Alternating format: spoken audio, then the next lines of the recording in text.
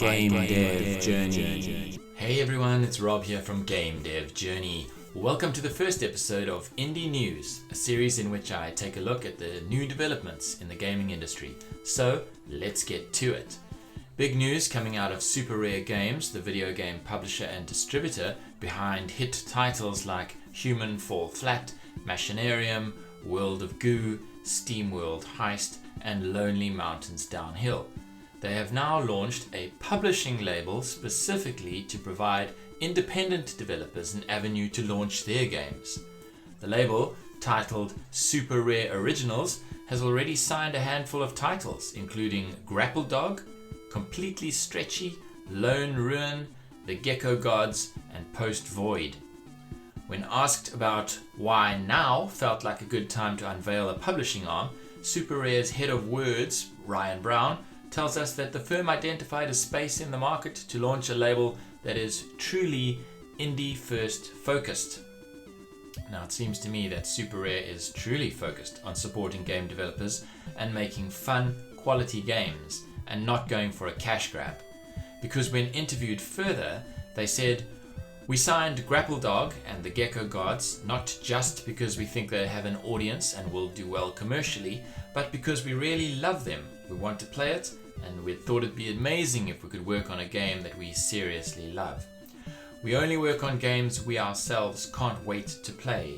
We're in the fortunate and unique position of being sustainable with our Super Rare Games physical releases, and currently we're able to use those funds to develop and publish new titles. Our stable physical business pays our wage, and we're not motivated by becoming rich," he says. "All we have ever wanted was to work in games, and we're fulfilled by working on stuff we're proud of. We're proud of every game we've signed and believe we have what it takes to make them roaring successes. But even if a game didn't, we'll still be there supporting the developer long term.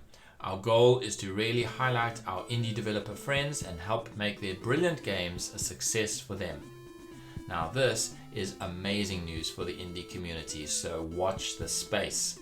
Also, if you were wondering where Super Rare got its name from, it's because they only print a limited number, say maximum 5,000 physical copies, of the games which they publish. I did not know that. Independent game developer Frost Giant Studios announced that it has raised $25 million in a Series A funding round. The company said that the funding will go towards expanding its team and development of the studio's first real-time strategy game. Based out of Southern California, Frost Giant Studios was founded in 2020 by industry veterans Tim Morton and Tim Campbell. CEO and production director Morton had served in the same production role on StarCraft II, where as director and president of Frost Giant Studios, Campbell worked as lead campaign designer for Warcraft 3 throughout his career. Frost Giant is clearly a reference to their previous employer, Blizzard. As they state on their website, "We've been privileged to work for some of the greatest companies in the industry. Now it's our turn to carry forward the legacy of epic storytelling, innovative co-op gameplay, and celebrated esports that make RTS great.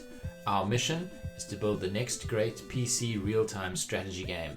So look out for an exciting new indie RTS strategy game in the near future."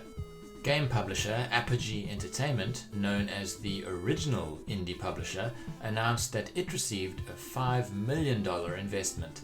Apogee Entertainment, then Apogee Software, was founded in 1987 and has gone on to develop and publish indie games over the years.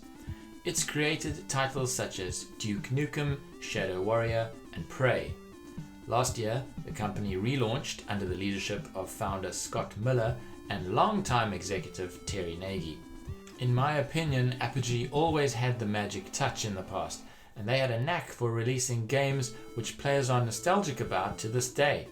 They've recently announced plans to release a remastered version of Rise of the Triad on modern consoles, but there have been no further updates as of yet. Well, that's it for this update on Indie Dev News. I certainly hope that you enjoyed it, and I hope you will join me for the next one. Take care.